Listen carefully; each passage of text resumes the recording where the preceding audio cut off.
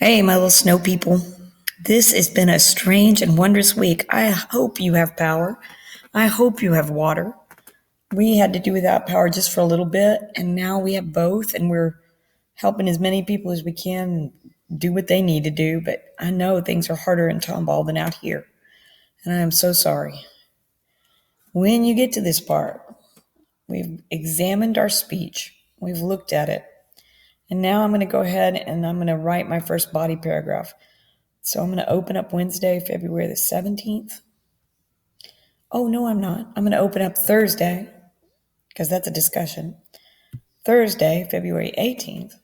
And I'm going to write my first body paragraph. This is not hard. You guys can do this. It's just like the Macbeth speech. You're going to be okay. So the prompt is the speech effective in communicating the message? I'll go ahead and I'll tell you the message in my intro. I'll talk about the context of the speech. All those things that happen to set things up will be in the intro. And now I've got to decide how I'm going to communicate, if the speech is good at communicating the message. So I'm going to take you to my speech that I tore up and looked at, and I've got the claim at the very, very end, and it says what they have to do next. That was the point of this whole speech. And her claim in the speech where she tells them it's time to start looking at the impeachment, she claims we have to be calm and determine whether or not impeachment should happen based on the evidence discovered according to the Constitution of the United States. We are not to be governed by passion, but by reason.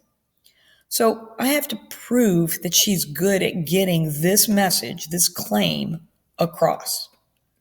And so one of the first things I'm going to look at, I looked at the passion and reason, and I thought tone would be good about this, because if she establishes a tone where she's just riled up and crazy, then passion is going to be the order of the day.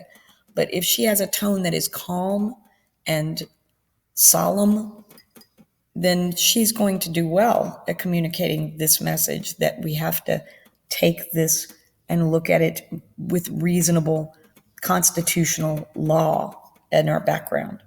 So I have to prove it, and I'm going to choose tone for my first paragraph. So here I go. I'm going to write a paragraph. So I already started because I was afraid to start writing in front of you because I'm afraid I'd mess up, but I'm going to mess up, and it's just how it is. So I have a topic sentence. This is what I'm trying to let you guys know, that this message becomes effective through one thing, her tone. And I said it's a tone of humility and solemnity. I'm going to put reason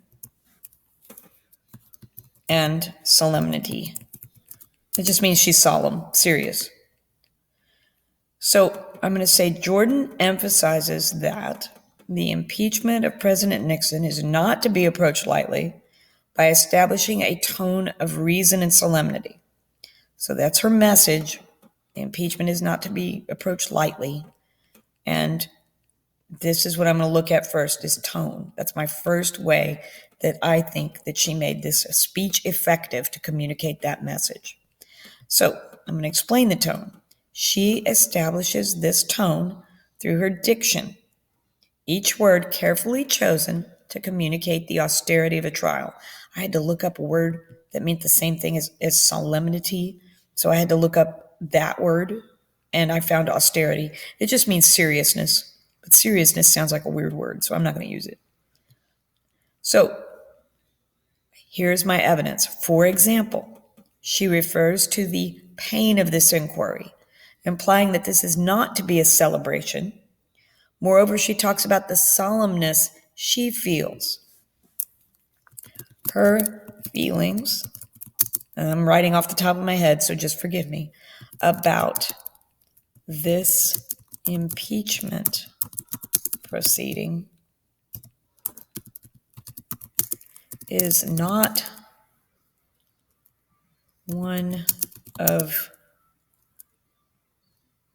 excitement, but that of a lawyer trying to Find the answer to the question at hand through evidence and the Constitution. Finally, because I have two examples, I'm going to do a third one. I have to go back to my speech because I don't have one. Grr. Oh, she says common sense would be, I am so freaking old. Common sense would be revolted if we engaged upon this process for petty reasons. Congress has a lot to do, and she lists all the things they've got to do. Pettiness cannot be allowed to stand in the face of such overwhelming problems. So today we are not being petty. We are trying to be big because the task we have before us is a big one. I'm going to use her diction, the word petty, where you pursue this for really stingy reasons, where you try to just get back at someone you don't agree with. That's not what she's trying to do. She wants to make sure that people understand that. Pettiness cannot be allowed to stand in the face of such overwhelming problems. So today we are not being petty.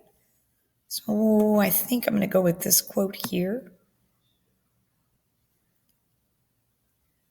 And I'm going to copy it. I'm going to stick it over here. And I'm going to write around it. I'm going to say she claims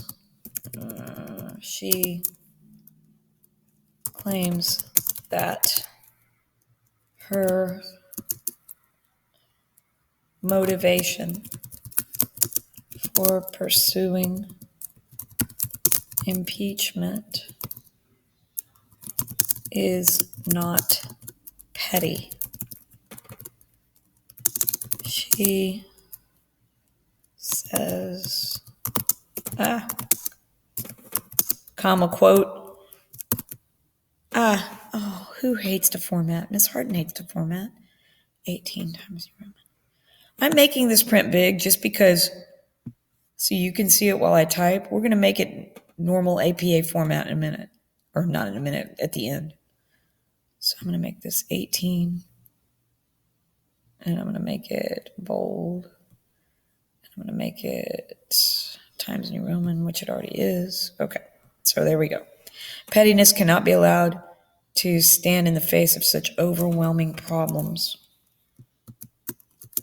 Her desire to be big or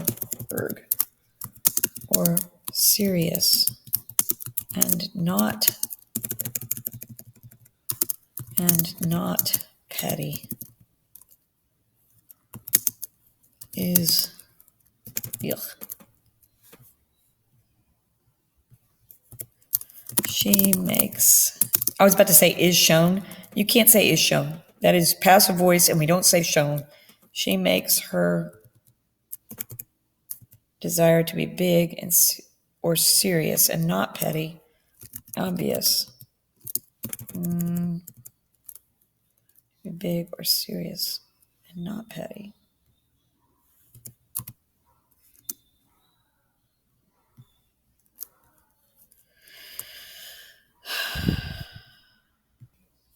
Okay.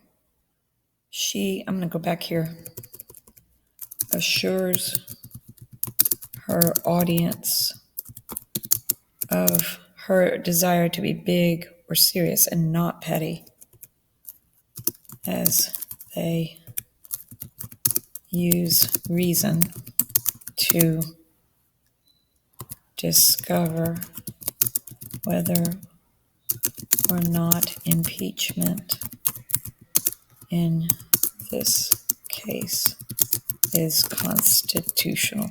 That's the thing about impeachment. It has to follow the rules of law as labeled out in the Constitution.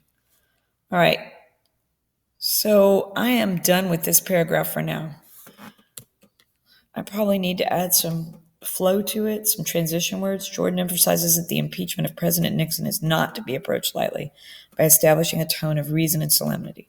Now I have to make sure that I keep going back to that. She establishes this tone through her diction, each word carefully chosen to communicate the austerity of the trial. For example, there's a transition word, yay. She refers to the pain of this inquiry, implying that this is not to be a celebration. Moreover, she talks about the solemnness she feels, her feelings about this impeachment. So what I did to connect these two sentences is I repeated feel.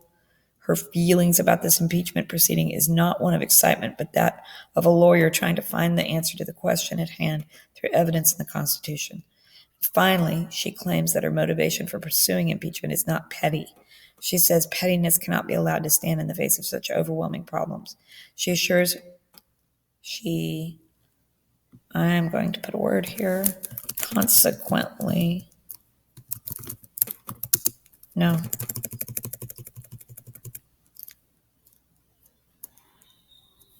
As a result, she assures her audience that her desire to be big or serious and not petty, as they use reason, of her desire to be big or serious and not petty, as they use reason to discover whether or not impeachment in this case is constitutional. All right, I'm pretty okay with this for right now. Remember, I'm trying to determine if this is an effective speech. Is it effective in getting the message across? And I think the tone makes it effective because the message is that we need to be calm and to determine whether or not impeachment should happen. We are not to be governed by passion, but by reason. She's trying to make this a real trial, not something that just says we hate Nixon, so we need to get rid of him. So that is what she's doing, and I think that her tone effectively does that. So that was me writing a paragraph in front of you. Thanks for putting up with, and I will talk to you tomorrow.